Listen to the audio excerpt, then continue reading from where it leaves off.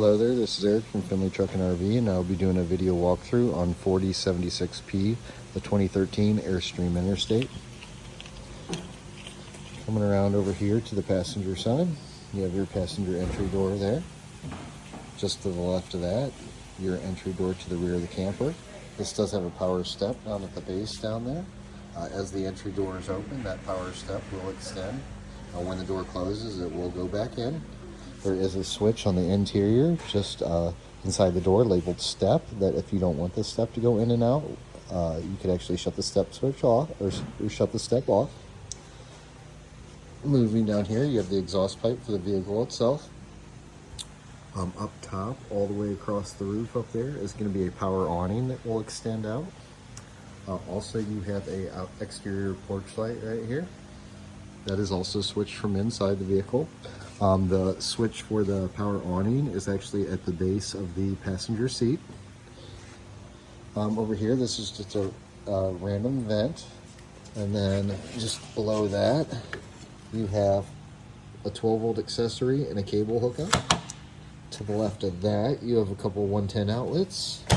And down here, there's a little knob that you can unscrew, and it will gain you access to the propane tank for filling and shut off of the tank.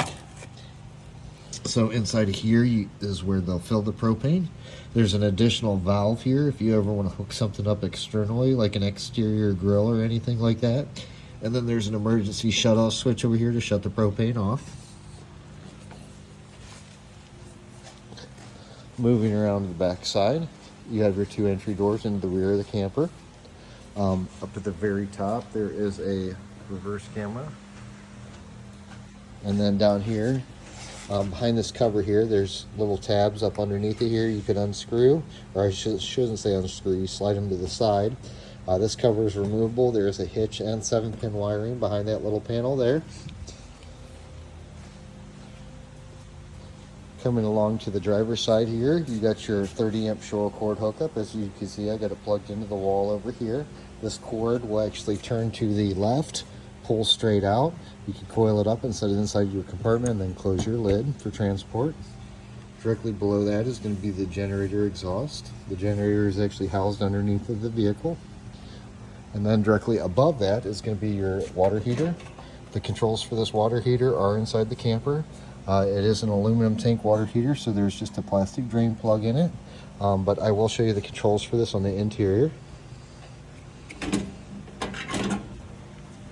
Moving down the side here, you have some doors here I'll have to open up with a key.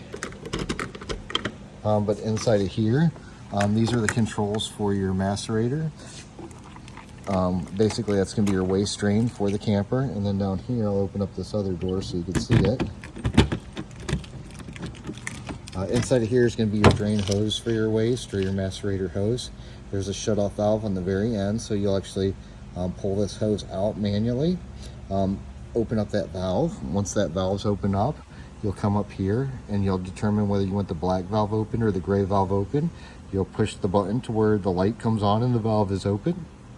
Once that is on, you can come over here and hit the switch to turn the waste pump on, and it will pump the waste out of the camper through that hose. Once it is done, you could close that valve, proceed to the next valve. Same thing, on-off switch for your waste pump, and then when you're done at the very end, you could close your valve here and then hit reel retract. As it retracts, you will have to kind of feed the hose in so it doesn't bind up. There are directions over here also, in case for some reason you forget how to operate that. And then again, another cable hookup over here on this side. To the left of that is going to be an exterior shower. It does have a hose in the back that connects into here, and it'll have hot and cold water on the outside. Over here, this is going to be the furnace intake and exhaust. Anytime the furnace is running, that will be blowing out hot air, so you won't want to lean anything up against it. Beside that, this is going to be your gravity water fill for your fresh water tank. This cap will actually just unscrew. Then you can put a garden hose in there and fill the tank. That's any water you take with you on a trip somewhere. So, you know, if you're getting ready to go on a road trip and you want to be able to run sinks or showers or toilets or anything, you'll fill this port up here.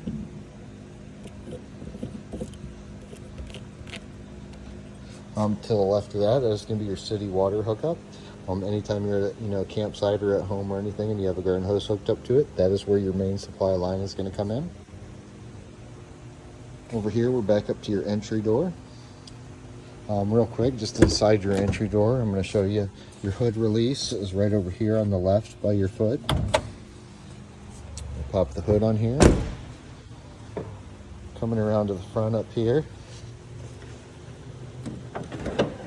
you have access to all your fluids and stuff underneath the hood. When you raise the hood up, there's a little latch over here that will lock into place and hold the hood upright. There's a new cabin air filter in here. You have your coolant reservoir here, diesel exhaust fluid here, and that has been filled up already. Engine oil fill here, engine air filter here, brake fluid, windshield washer reservoir, and down here is going to be your power steering fluid. Engine oil's been changed, filters have been checked, all fluids have been topped off. When you go to close your hood, you actually pick up and push this rod back. And then once you push it back, it'll allow the hood to come on and close. That concludes my video on the exterior. I'll pick up on the interior. Thank you.